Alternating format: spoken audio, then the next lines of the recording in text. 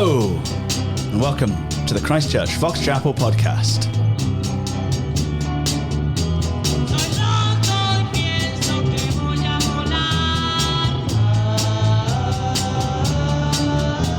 It's the fastest growing conservative, evangelical, charismatic Howson podcast. And Tami podcast in the entire Fox Chapel area. Why did I say Howson? I don't know, why?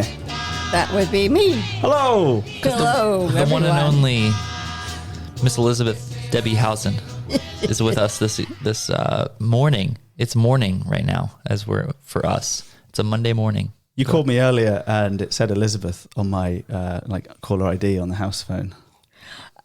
Officially to the world, I'm Elizabeth, but anybody who knows me knows that I'm Debbie. And we are really, really glad that you're here. We've been asking lots of people. Tami.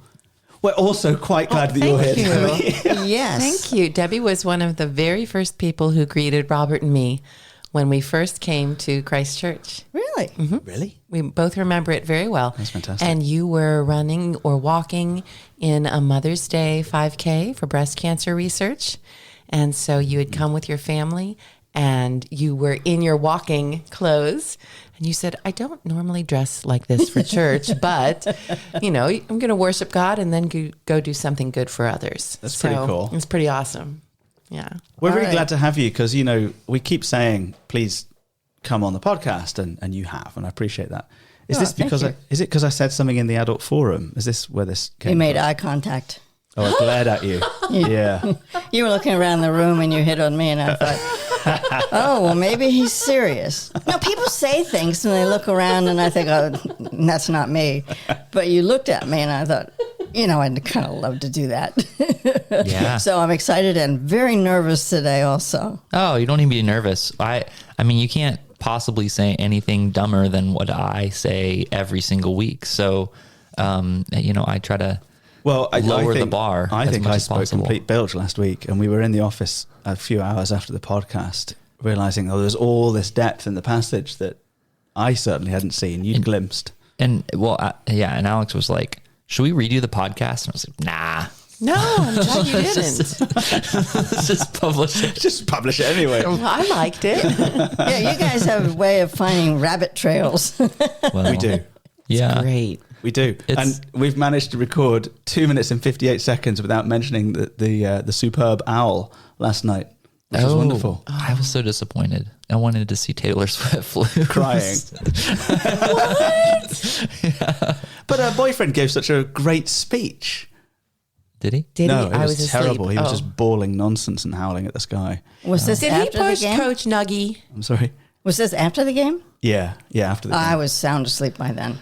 I call Andy Reid Coach Nuggy because he did that wonderful advertisement for some food, I guess it was for insurance, but he was eating chicken nuggets and he called them nuggies. Oh, And he endeared himself to me.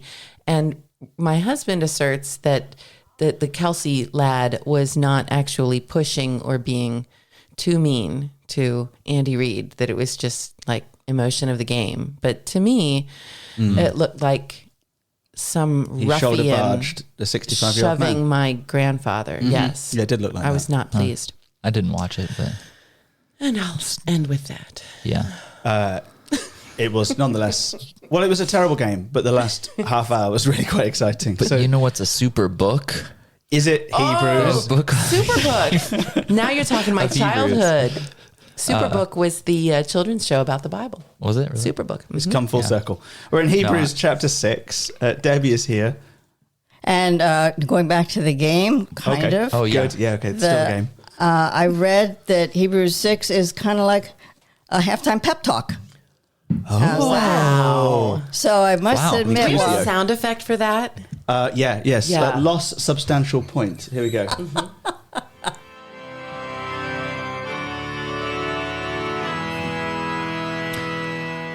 That's Yeah, really we don't good. really use that button very much because we don't make that many substantial points. Thanks for bringing a substantial point early, Debbie. You're absolutely right. It's called an inclusio. So he breaks the kind of structure of the passage of the book to interrupt himself, and the interruption is like a halftime talk. That's really cool. I'd not heard that before, but that's what it's like. Yeah, because it's like it's not a very positive one at first because he's like, you're dull of hearing.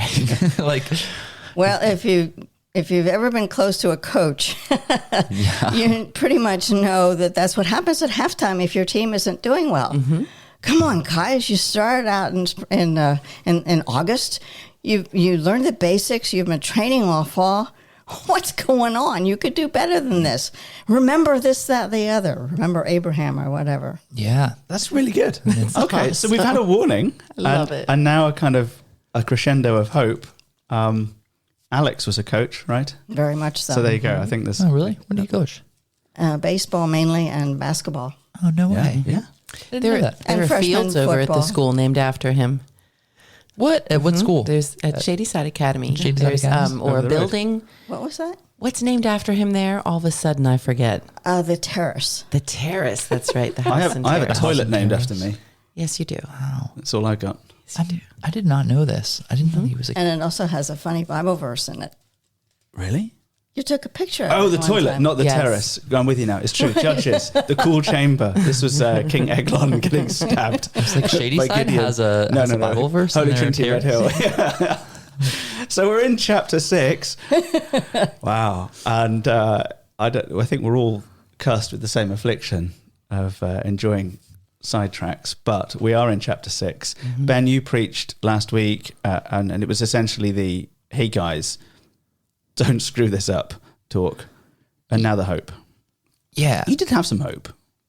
Yeah. Well, I mean, the whole point we kind of said is going far from moving on from the gospel. He's actually calling them back to the gospel of Christ. Moving on into maturity means moving into Christ, like the unique crucified person, God man who, everything hinges upon him. And Christianity can't be reduced to like a bunch of like moral principles. I think that churches always want to do that. Like it's just a bunch of moral, but that's Phariseeism.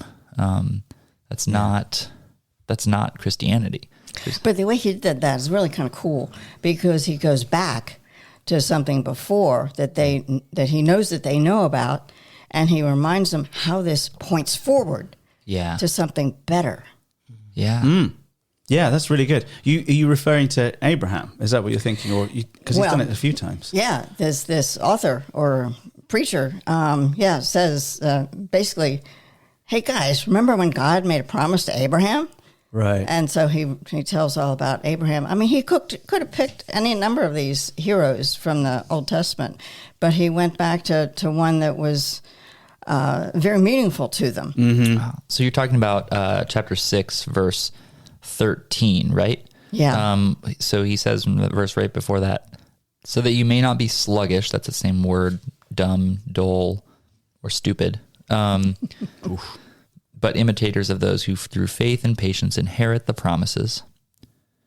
And then verse 13, Tami, you want to read it? You're a good reader. Thanks. For when God made a promise to Abraham, since he had no one greater by whom to swear, he swore by himself, saying, surely I will bless you and multiply you. And thus Abraham, having patiently waited, obtained the promise. Having waited 25 years for the birth of Isaac. Yeah, patiently. I think he must have a little bit of a sense of humor there. It is funny, isn't it? It is really funny. It's macrothumia is that word, which is like the long fuse on a bomb, on a cartoon bomb, the long kind of hissing fuse, just this seething thing. Yeah, even though we see rightly his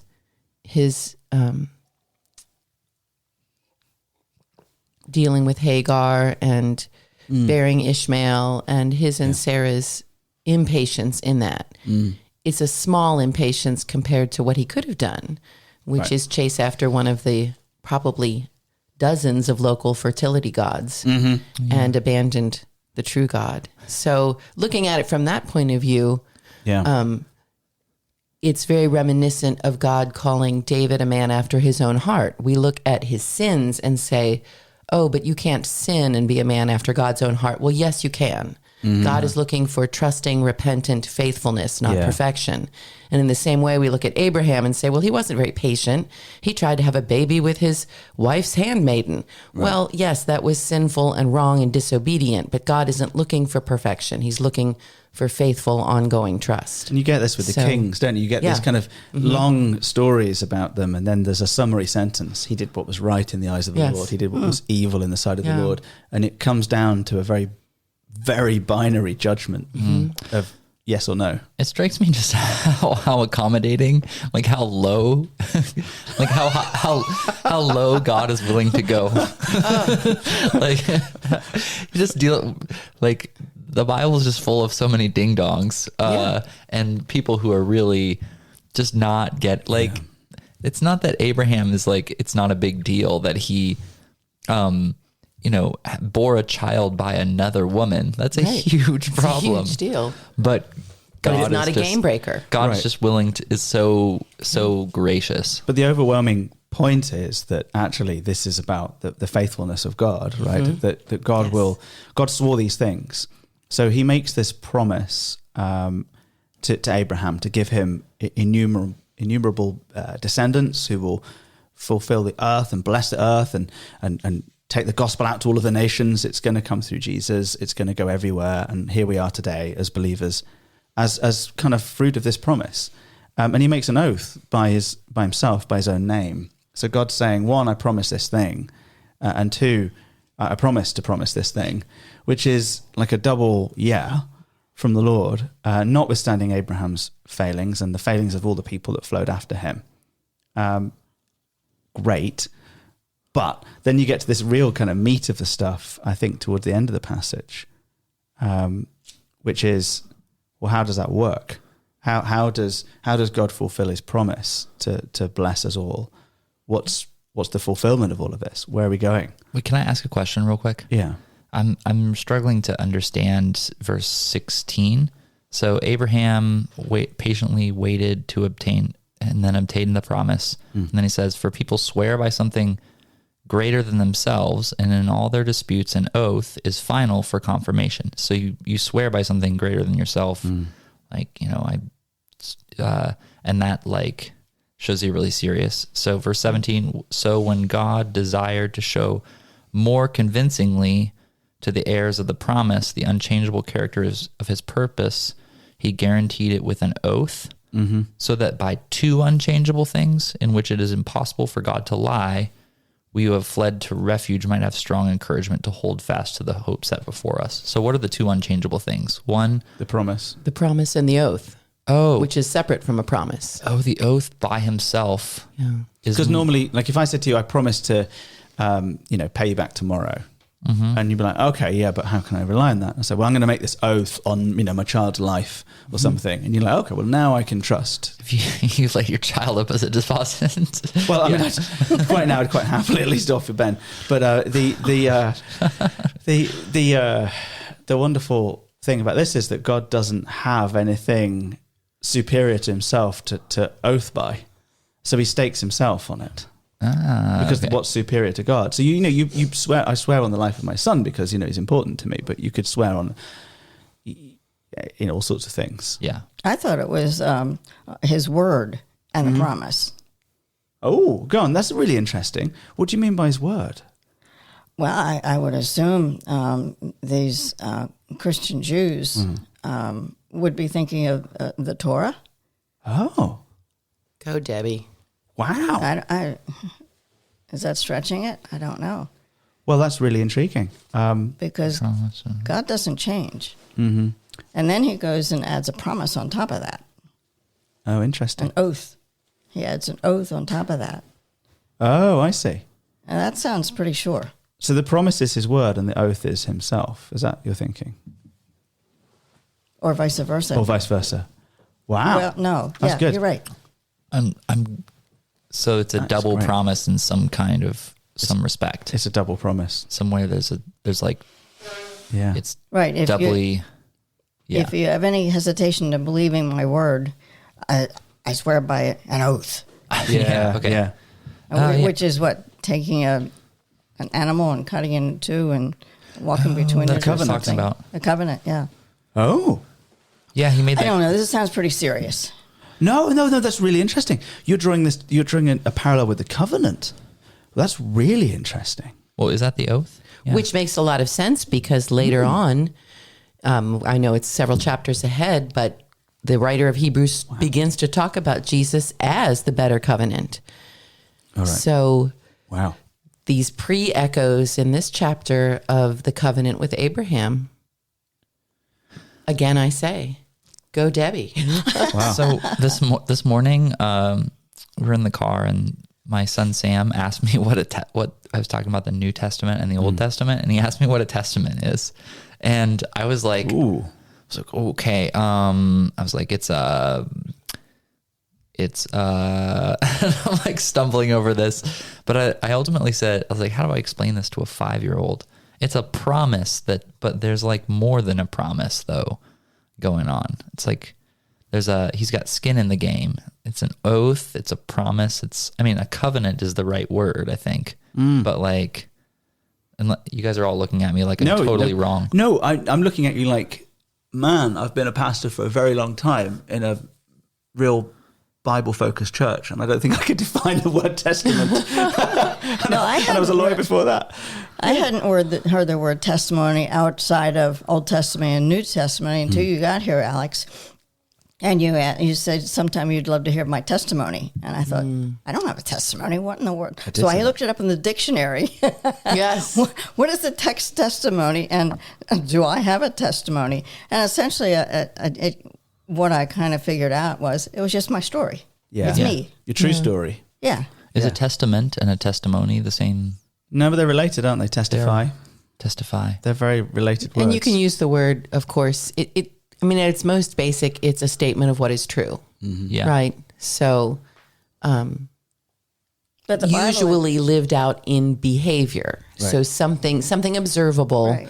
that testifies to a true fact. Your Your true story. devotion Yeah. to your family.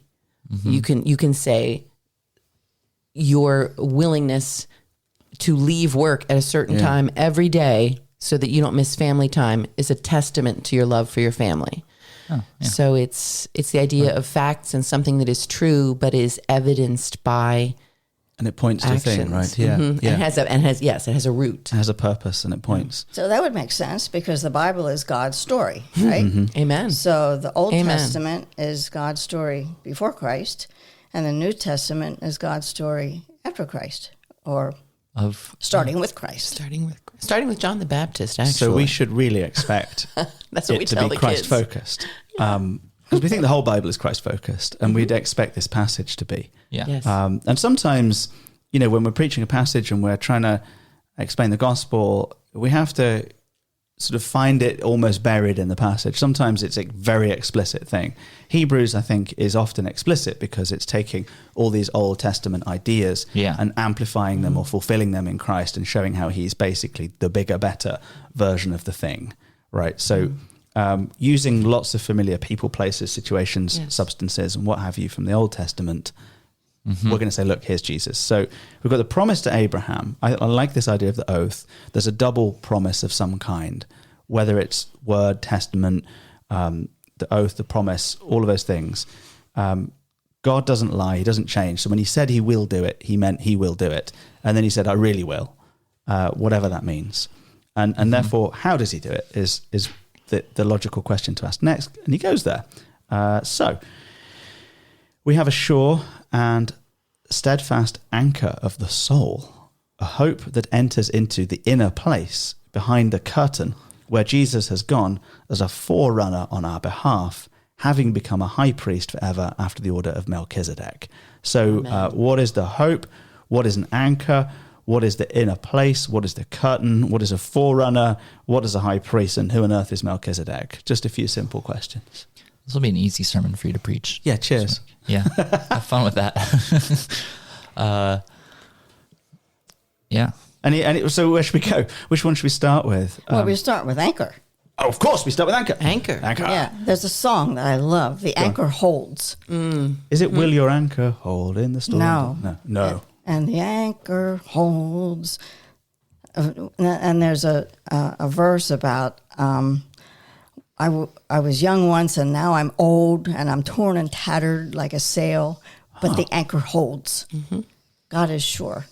I love that. So the first part of this sentence, I'm thinking about a boat, an anchor that goes down into something solid, so that this floating boat doesn't waver too far anyway, and hopefully there's enough leeway so the boat can float up and down with the waves or whatever. Yeah.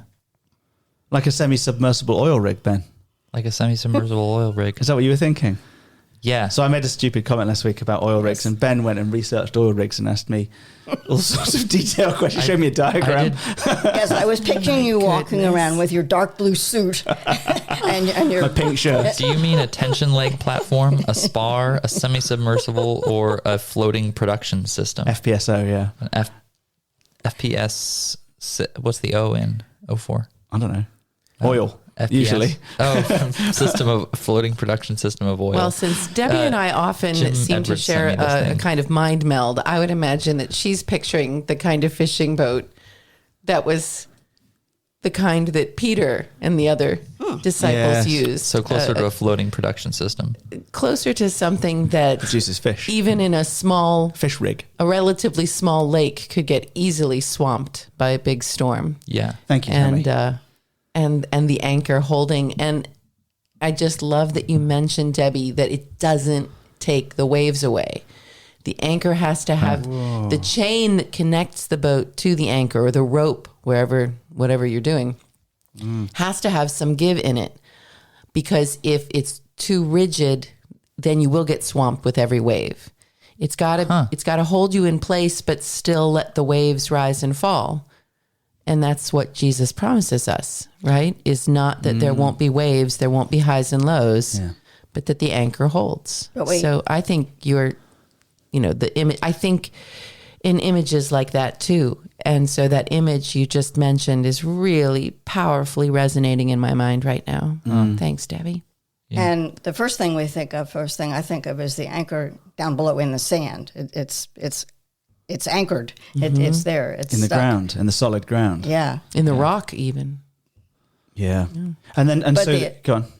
But the other end has to be tied onto the boat. It's not going to do any good. Exactly. If the anchor keeps going and the rope goes and Yes. slips right through, and there's nothing holding onto the boat. So that anchor is anchored on both ends. Yeah. It's anchored to the rock. It's anchored to you. And the storms still come, but you hold fast. You stay in place. And the sails may be ruined, Yeah. tattered, and torn. But you're not. Right.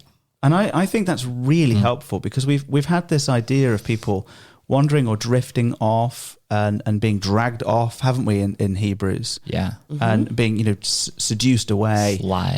Slipping away. Yeah, these images we've had already. Sort of. And now we have this held fast to the hope set before us. So the anchor of the soul. So specifically, it's the soul that's anchored. And we could venture... Which is not a platonic separation from the body. It's our whole being. Yeah. It's the whole self. Our whole self. Your whole self is your soul. Yeah, so that's really important. I just feel like because in modern day and age, we have this almost Gnostic, again, Yes. separation between the body and the spirit, the body and the soul, and we think of them as two different things rather than as the integrated thing God has made. The integrated wholeness of the self. Yes. The word is psyche, like psyche. Yes. Interestingly. And so I guess you would have this idea of the self. When we say that in communion, selves, our souls and bodies, Yes. we often pause selves, and we just let her pause, souls and bodies, to make sure that it's not three things, self, souls, bodies. Right. It's selves, that is to say, souls and bodies. Yes. So, But your soul is not necessarily not including your body. correct. Right. Yeah, There's an embodied aspect of the soul. Yeah. Yeah. So you might need the anchor of Jesus because your leg hurts. That's okay. Amen. Well, and that really makes sense with a lot of what we've been learning about mental health in the second half of the 20th century. That that like mental health is not this separate thing from physical health. Actually, the two are very, and our spirituality and our emotional health are very tied to, it's all of a piece. Mm-hmm. We've talked about this, haven't we? How often people get injured when they're grieving. Yeah. How often they physically just have an accident when they're grieving. Yeah, it totally happens. Yeah. All the time. And, when people get injured, they get depressed. The routine gets messed up and people end up depressed. When they're out of work, they get depressed. When people are vulnerable, they get physically hurt and vice versa. That's true. And so we have this steadfast anchor of the soul, that is to say something that wholly encompasses all of our needs, all of them. That when terrible storms come along, whether that's a tragedy or bereavement or a mental depression or a horrible conflict at work, and you can think of all sorts of situations where you need Jesus. The fact is that you have Jesus who's holding you in place. Maybe in their context, specifically if you're being kind of disturbed in your faith by people who are trying to drag you away from the central truths of Christianity into things that are a bit off, and heresies even, outright apostasy, you have this steadfast anchor of the soul. So he doesn't move. And now let's look at where he's anchored, because it's not the sand and the rock. The image now gets really specific. The hope that enters into the inner place behind the curtain where Jesus has gone as a forerunner. So we're in the temple, aren't we? The temple, the meeting place of heaven and earth. Yeah. Mm-hmm.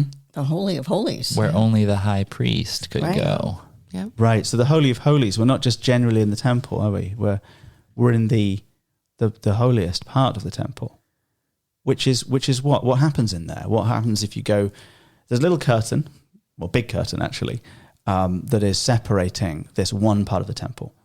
Only the high priest may go there after preparation. And what happens if you go in there, normally? You die. You just die. You die. And why'd you die? Why'd you die by going into somewhere nice, like a temple? Because our sin can't stand in the presence of a holy God. Right. So the anchor is actually in where God is. The anchor has gone through this curtain and it's staying there. So it's not going in for a morning and doing a thing and coming out again.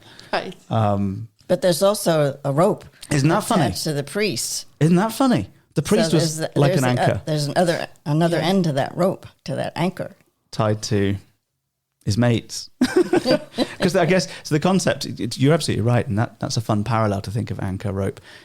They put a rope around the waist of the priest because if he just carked it in there from his unholiness. That means died for the Americans. You couldn't. It means died. Well, he's an They pull American. him back out. Oh, that's right. They I'm drag sorry. him out. He's just a very unique American. For those who only speak American, I should have said that.